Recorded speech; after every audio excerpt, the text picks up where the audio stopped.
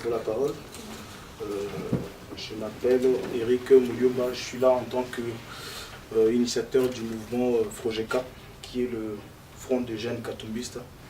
Donc je tenais à parler de la partie liée au dialogue, hein. Je reviens un peu là-dessus. Le dialogue vient de finir, on va tous regarder sur YouTube. Un dialogue qui est fini alors que vous, la plus grande partie de membres du rassemblement, vous avez boycotté ces dialogues, vous avez appelé à ne pas y participer. Mais nous avons vu un de vôtres, comme mon compère a dit ici, un de vôtres avec qui on vous avez souvent vu participer à ces dialogues et se représenter comme étant les leaders de l'opposition. Je parle en l'occurrence de M. Vital Kamerhe. Et selon vous, comment définissez-vous aujourd'hui M. Vital Kamerhe? Comme étant un traître, ou vous pensez qu'il a été légitime pour lui de se retrouver à cet endroit, aller être un co-signateur d'un accord que la plupart de ses compères ont rejeté? C'était la petite première question, si je peux rajouter une deuxième. En juillet dernier, étant donné que je suis un ancien du Topisa Mazembe, en juillet dernier, votre compère du rassemblement, M. l'honorable Moïse Katumbi, a été condamné d'avoir recruté des mercenaires afin de renverser le régime de M. Kabila. Le connaissant très bien, moi qui sais que vous le connaissez très bien, pensez-vous, M. Moïse Katumbi, capable de fomenter ce dont on lui accuse? Voilà. Et surtout, par rapport au rassemblement, l'ayant forcé à l'exil, on l'a forcé à être aujourd'hui en exil, quelles sont les mesures prises par les rassemblements pour l'aider à pouvoir aussi, parce que nous savons qu'il n'est pas dans le combat que vous menez sur les terrains, parce qu'on l'a forcé à l'exil.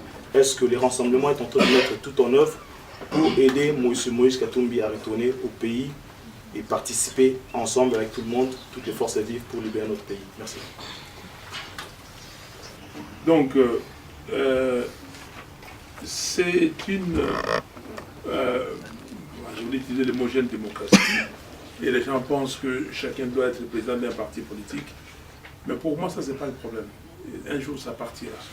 Et vous voyez dans les 400, les 200 partis dont vous parlez, il y a des partis qui n'ont que de président, d'étiquette, ils n'ont pas de siège, on ne le voit pas, et la preuve, vous n'avez pas 200 représentations des partis politiques ici.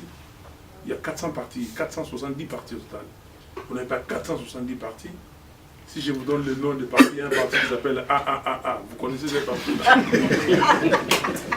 Il y a un parti qui s'appelle PDAA. Parce que Kabila, comme il a compris que c'était la proportionnelle, il a multiplié des partis comme ça. Comme ça. Donc, mais il y a l'oko Yamakasi, ou Yamotuya, que rassemblement et Botami. Et Botami, vous avez raison, tout ça qui peut être l'union sacrée. Il y a eu des traîtres. Les traîtres, vous avez raison. Mais qui est là, même quand il y a des Nzambe, il y a des traîtres. Mais l'oko Yamakasi, Biso, Yo, sorry, excusez-moi, il ne faut pas que je parle en français, vous comprenez? Parce que tout le monde doit écouter. Les traîtres, il y en aura toujours. Je comprends l'INA là. Ah, bon, juste un peu. Voilà, donc les traîtres, il y en aura. Mais ce que nous devons faire, nous tous, c'est que qu'est-ce que nous voulons? La majorité des Congolais, qu'est-ce que nous voulons? Nous voulons qu'il y ait changement. Nous voulons que ce pays de Lumumba soit réellement un pays démocratique. Et c'est ça. Et les prêtres, je reviendrai sur la question des Kamerhe. Les traîtres, on le verra. Ils vont se dévoiler. Il n'y a pas de problème. Ils vont se dévoiler. Donc, autrement dit, maintenant comment Kamerhe, Premier ministre, mais il a cherché.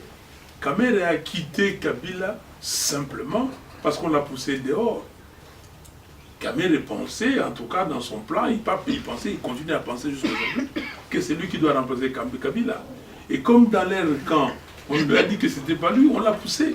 Mais quand il est venu chez nous, et nous c'est la stratégie.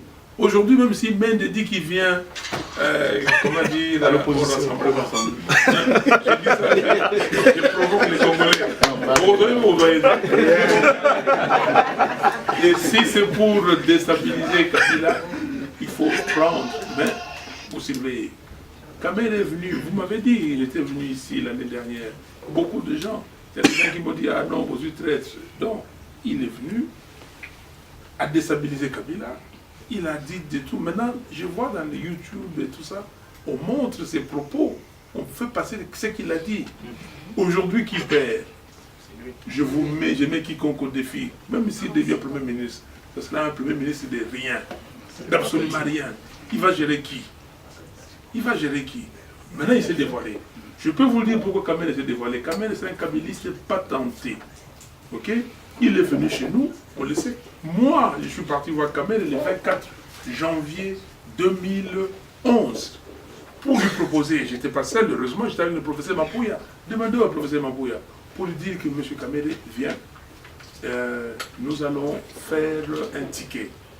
Vous, Premier ministre, Tshisekedi, président de la République. Vous lui posez la question, chez lui, je ne connaissais pas celui, c'est un ami qui m'a amené là-bas. Nous sommes partis, M. Kamere, et j'ai compris son plan.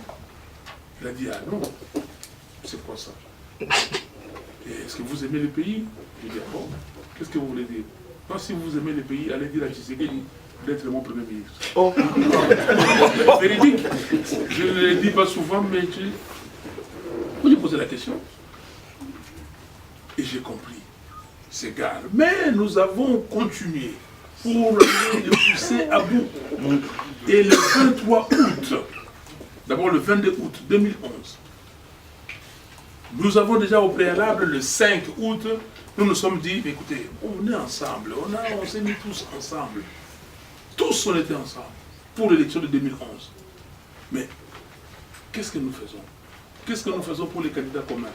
Pour choisir les candidats communs, on a dit, on a mis les critères en place, on a dit chaque groupe doit travailler. À l'époque, moi j'étais avec Auguste Mapouya, avec Franck Diongo, avec Steve Ndikai, avec Madame Thérèse Pakassa, avec les autres, nous avions ce qu'on a appelé la dynamique Tshisekedi président.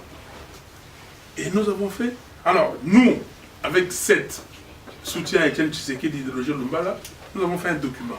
On a présenté. L'UDPS a fait un document et nous avons tous pour les candidats communs. Arrivé le 22, à la salle de Fatima, salle archi-comble, les amis ont dit, ah non, non, non, écoutez, cette réunion, on n'était pas préparé, remettez la réunion. On a mis la réunion pour le lendemain. Mercredi 23 août 2011, nous sommes venus pour le choix du candidat commun. On a choisi les candidats communs. Arrivé là-bas, ben, les Kamere ont dit, ah non, nous ne sommes pas venus pour choisir les candidats communs, mais pour le programme commun. Kamere et son groupe sont sortis, l'UNC, donc l'UFC de Kengo est sorti, même le MLC est sorti, tous, ils sont partis à l'hôtel Solotani. Ils sont partis là-bas pour élaborer le programme commun, mais ils ont sorti 4 ou 5 candidats, président de la République. Donc Kamere, Kengo et les autres. Dites-moi, dans une élection à un seul tour, et vous avez dit qu'il y a 2 candidats forts, vous avez un candidat ultra populaire, c'est là, M. Kamere nous dira, écoutez, est-ce que si nous allons là-bas, on nous pose la question sur le 19, nous ne pouvons pas dire que, bon, on laisse Kabila, et puis, Mme Bazaï va piquer une crise de colère. Je vous dis exactement ce qu'il dit, Bande Bolangaï. Tous allez avoir bien mis Bande Nazaganga Mouamouassi. Sur Boyeto Kabwana. Awasikoto Kabwana. Il a commencé à dévoiler ses plans. Donc, mais pour nous, nous continuons. Et l'essentiel est que le peuple congolais réussisse. Et que nous mettons son plan, comment dire, à nu, et que nous le détruisons. Le détruire comment? Le peuple ne peut pas accepter ça. Alors, vous dites aussi qu'en juillet, vous m'avez demandé si je les qualifie de traîtres ou de quoi. Je n'ai pas de qualification. Je sais qu'il va assouvir ses ambitions, on les laisse, mais nous continuons. En juillet dernier, Moïse Katumbi a été condamné. Pensez-vous qu'il soit capable de fomenter un coup? Vous avez suivi ce qui se passe. Et vous dites après, est-ce que le rassemblement met tout en œuvre pour que Moïse Katumbi rentre au pays. Mais vous savez, on a dit qu'il a formaté un coup. Mais l'Américain, là, est où aujourd'hui? Il a quitté, ouais. L'Américain a quitté. Mais si l'Américain, M. Tamboué, je l'ai suivi à la télévision dire que, bien debout, en disant calmement que nous avons des preuves. Oui. Il y a 650 ou 58 mercenaires qui sont là. Mais est-ce qu'il nous a montré les 658 mercenaires? Ça, c'est la question. Monsieur là a été acquitté. Bon, maintenant, si vous dites que c'est lui les mercenaires, c'est lui la preuve, il est acquitté. Et le reste. Et c'est comme ça que dans notre acte d'engagement, et c'est pour cela que nous disons qu'il y a des préalables. Nous avons dit qu'il faut arrêter les poursuites à certains membres de l'opposition. C'est très clair. Donc, à chaque fois que le rassemblement a l'occasion, répète ça lors de conclave, dans notre rapport final, nous avons encore abordé cette question. Donc, c'est ça que le rassemblement peut faire. Et nous disons qu'il faut que tout Congolais qui doit être à ce dialogue inclusif que nous réclamons soit là.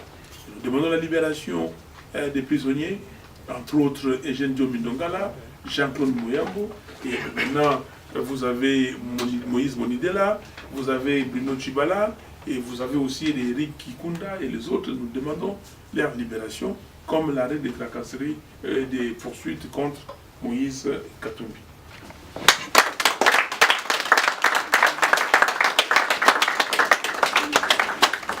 Merci honorable.